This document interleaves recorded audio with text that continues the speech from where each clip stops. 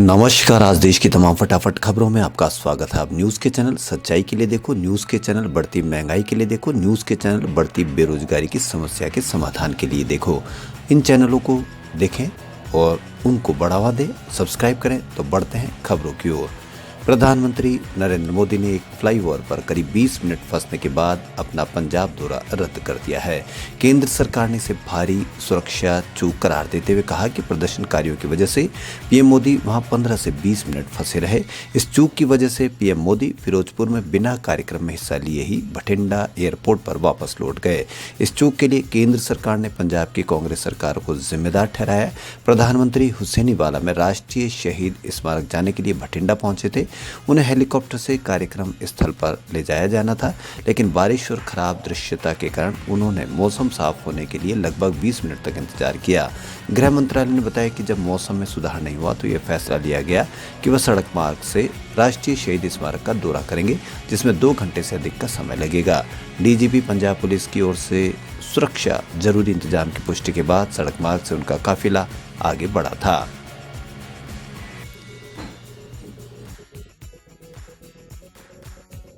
Net PG में EWS Kota मामले में सुप्रीम कोर्ट में बुधवार को सुनवाई शुरू हुई। इस दौरान जस्टिस डीवाई चंद्रचूड़ ने कहा कि रेजिडेंट डॉक्टरों की चिंता वास्तविक है।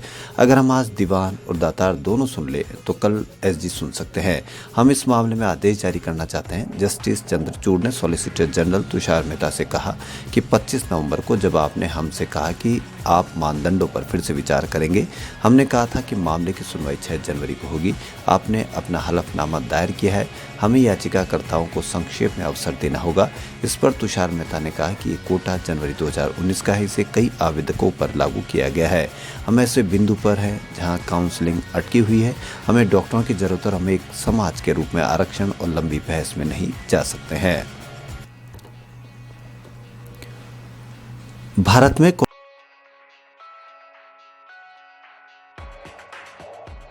कोरोना वायरस की 30वीं लहर दस्तक दे चुकी है। नए वेरिएंट ओमिक्रॉन के खतरे के बीच देश में कोविड-19 संक्रमण के मामले बढ़ने लगे हैं।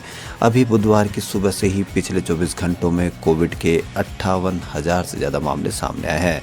ऐसा कहा जा रहा है कि ओमिक्रॉन की वजह से कोविड के मामले तेजी से फैल रहे हैं, क्योंकि ये काफ़ी संक्रामक वेरिएंट है।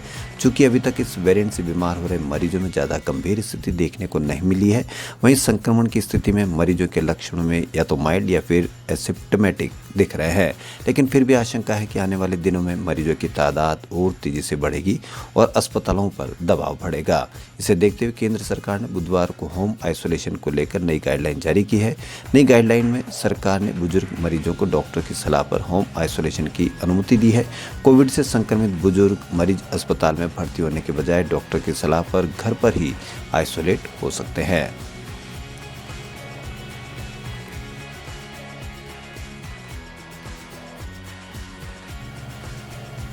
बुल्ली भाई ऐप केस में उत्तराखंड से एक और गिरफ्तारी हुई है। एक अधिकारी ने बुधवार को बताया कि मुंबई की साइबर पुलिस ने एक और छात्र को गिरफ्तार किया है। उनके मुताबिक 21 साल के मयंक रावल को बुधवार तड़के गिरफ्तार किया गया। साइबर सेल ने इसके पहले उत्तराखंड से ही कथित रूप से मामले की मुख्य आरोपी 19 साल की श्वेता सिंह को और बेंगलुरु से 21 साल के इंजीनियरिंग छात्र विशाल कुमार झा को गिरफ्तार किया था। मुंबई पुलिस कमिश्नर हेमंत नागराले ने आज एक प्रेस कॉन्फ्रेंस कर इस केस पर टिप्पणियां की। उन्होंने बताया कि इस केस में 2 जनवरी को मामला दर्ज हुआ। 31 दिसंबर को ये ऐप डेवलप किया गया था। उन्होंने आरोपियों की गिरफ्तारी पर बताया कि टेक्निकल जांच कर बुल्ली भाई ऐप के फॉलोअर तक पहुंचे। बेंगलुरु से विशाल कुमार को पकड़ा गया, जिसके 5 ही फॉलोअर हैं। जिसके नाम से अकाउंट था वहां तक पहुंचे। अभी तक 3 गिरफ्तार हैं। विशाल झा मुंबई पुलिस की हिरासत में है। श्वेता सिंह को उत्तराखंड में ट्रांजिट रिमांड पर लाया जा रहा है। तीसरा भी उत्तराखंड से पकड़ा गया, उसका नाम मयंक रावत है। पुलिस इसके तह तक जाएगी।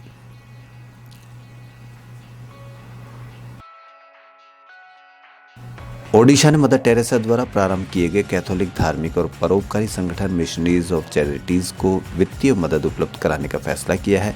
भारत के कानूनों के अंतर्गत पात्रता शर्तों को पूरा नहीं करने पर फॉरेन डोनेशन रोके जाने के बाद ओडिशा ने फैसला किया।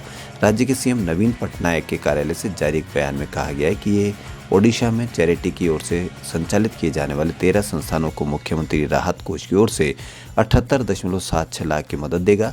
वर्ष 1950 में नोबेल पुरस्कार विजेता मदर टेरेसा द्वारा स्थापित इस चैरिटी का मुख्यालय कोलकाता में है। चैरिटी की ओर से ओडिशा में कई कुष्ठ घरों और अनाथालयों का संचालन किया जाता है।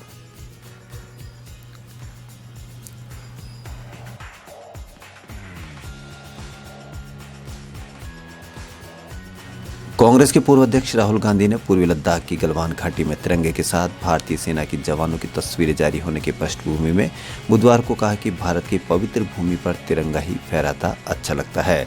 उन्होंने राष्ट्रीय ध्वज के साथ भारतीय जवानों की तस्वीरें साझा करते हुए ट्वीट किया, भारत की पवित्र भूमि पर हमारा तिरंगा ही फहराता अच्छा लगता है। जय हिंद। सुरक्षा प्रतिष्ठान के सूत्रों ने मंगलवार को नए साल के जश्न के तहत पूर्वी लद्दाख की गलवान घाटी में एक बड़ा तिरंगा पकड़े भारतीय सेना के जवानों की तस्वीरें जारी की।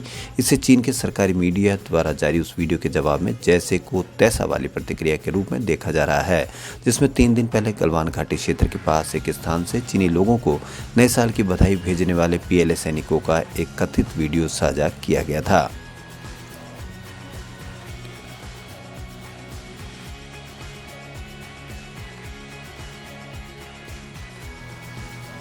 अब खबर राजस्थान के जयपुर के शहीद स्मारक पर। शहीद स्मारक पर बेरोजगारों का, शहीद स्मारक पर रीट के पद 50,000 करने का, शहीद स्मारक पर पंचायत सहायक मित्रों का धरना प्रदर्शन जारी है। बारिश के दिनों में यानी आज पूरे जयपुर में बारिश है और इस बारिश के मौसम में भी उनको क्या समस्याओं का समाधान हुआ, उनकी समस्या किस तरह से और बढ़ गई। बारिश में उनके टेंट टूट गए, बारिश में उनको टेंट लगाने पड़ रहे हैं और क्या क्या परेशानी है वो भी आप देखें और सरकार से निवेदन किया है कि वह उनकी बात सुने। एक टेंट 74 दिन 74 और रहेगा। साथियों, वीडियो बन रहा है। साथियों, किसी भी कीमत में आपको घबराने की जरूरत नहीं है। जब एक टेंट ने हमारा 74 दिन साथ दिया है तो ये टेंट तो अपना घर का टेंट है, पंचायत सहायक भाइयों का है, बिना रेंट का टेंट है, तो ये 74 दिन और चलेगा। आप कम से कम 74 दिन चलेगा। आपको जिले स्तर पर मजबूत होना पड़ेगा, चाहे ओमिक्रॉन आए चाहे कोरोना आए। जिला प्रदेश स्तर पर किसी भी तरीके से हम लोग पीछे हटने वाले नहीं हैं, लेकिन ब्लॉक और गांव ढाणी के पंचायत सहायक को एक संविदा स्वतंत्रता संग्राम की अलग जगानी होगी। आपको ये मत भूलिए, आप कमजोर हैं, सरकार को बैकफुट पर आना पड़ेगा। आज ओला बरसात में भी 74वें दिन राजस्थान का 50 यहाँ प्रदेश के शहीद स्मारक पर टिका हुआ है और जिले और ब्लॉकों में जल्द एक बड़ी रूपरेखा, बड़े मूवमेंट की हमको परमानेंट करो। पटेल, संयोजक, राजस्थान विद्यार्थी।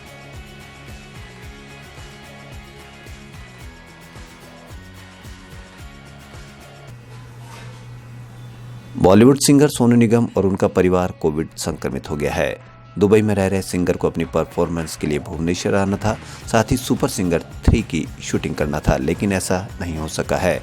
सोनू ने खुद सोशल मीडिया के जरिए अपने संक्रमित होने की जानकारी दी। सिंगर के साथ उनकी पत्नी मधुरिमा निगम और उनका 14 साल का बेटा निवान भी कोविड पॉजिटिव हो गया है। खबरों फिलहाल इतना ही। यदि आपको हमारा चैनल पसंद आए तो लाइक, सब्सक्राइब और शेयर अवश्य करें। धन्यवाद।